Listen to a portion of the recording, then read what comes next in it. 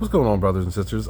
Josie asked another great question, and so we're going to break down fight or flight. She asked me in my last video, like, what does that mean? Well, from what I've read and understand, there are two chemicals that are involved when you're going through narcissistic abuse: dopamine and cortisol. And dopamine is that, the one that the feeling good chemical in your body, and cortisol is a stress hormone. And when you're being love bombed, you're getting a bunch of dopamine. When the narcissist ghosts you and they come back, when they start treating you half decent, when they start feeding you breadcrumbs when you should be getting an entire loaf, you sitting at the same table, they train you to accept less and less and less, and you get dopamine. The opposite of that is the cortisol. While they are abusing you, devaluing you, ghosting you, cheating on you, lying to you, they're dumping that stress hormone into your body, into your bloodstream. And so what they do is they train you to accept less and less and to expect devaluation. They keep you in fight or flight. You're either fighting for the relationship or you're running from it. You're just locked in stress and anxiety, which is where they want you, because that's how they live. That's the way that a narcissist controls you, a manipulator, a toxic person. That's how they control you. So that's what that means. Now, that's why your body fights you. The longer you are going through narcissistic abuse, then the longer you are training your body to expect that. To expect those chemicals and others. Those aren't the only two chemical body. Those aren't the only two chemicals involved.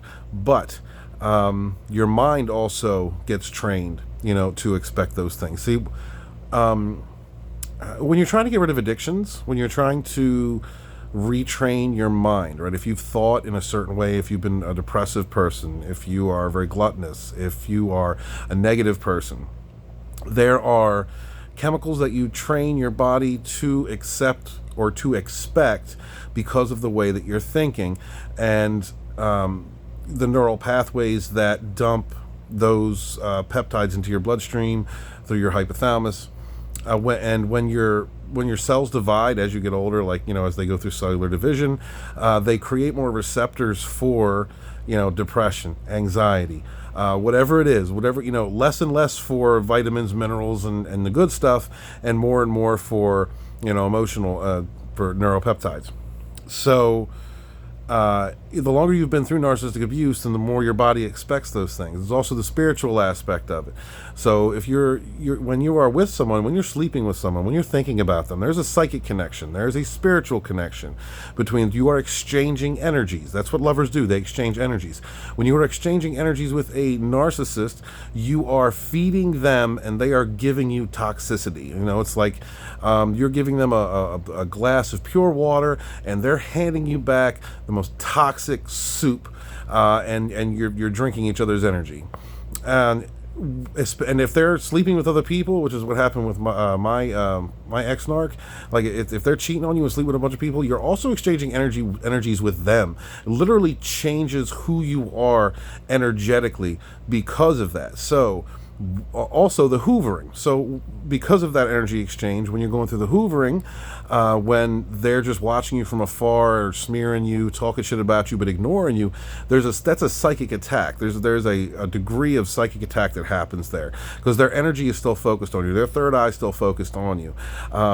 And vice versa. While you are ghosted and while you are crying in your room and thinking about them, well, woe is me, what did I do? Like you're still exchanging energy, even if it isn't your sacred energy, your sexual energy. So you're fighting all of that when you're breaking away from narcissistic abuse. You have to retrain your mind. You have to fight your body. Like if you're trying to get away from an addiction, because those things are chemical addictions, right? The trauma bond is a chemical those are chemical addictions. So when your cells divide and they expect more depression or more cortisol, and the whole abusive routine, they will attack you in your sleep. Like me, I had the nightmares. I have nightmares because I am consciously during the day saying affirmations and denying my body, and denying myself, trying to retrain myself, denying it depression and anxiety and those things.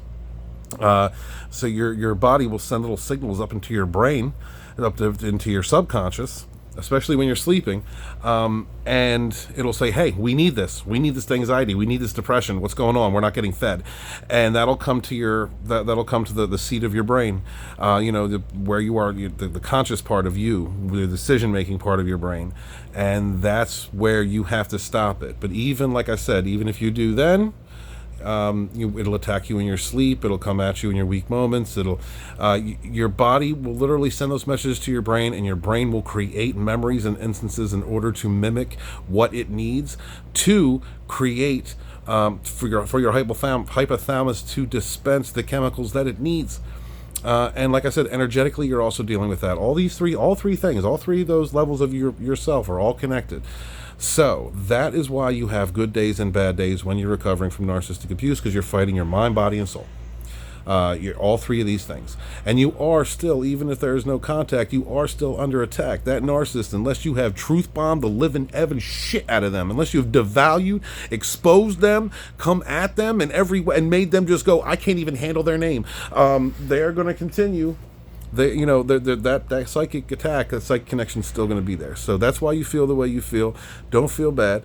Say mantras, prayers, meditation, whatever it is that you do to cleanse your spirit, to get your mind off things, to retrain your body. It doesn't all happen at once, and that's why I say it is a process. You are recovering from an abuse that was targeted with malicious intent, made to keep you locked in trauma. That's how they live. They're black holes. They absorb all the light in you. And, like I said, you give them pure energy, and they give you back nothing but toxicity. So I hope that answers your question.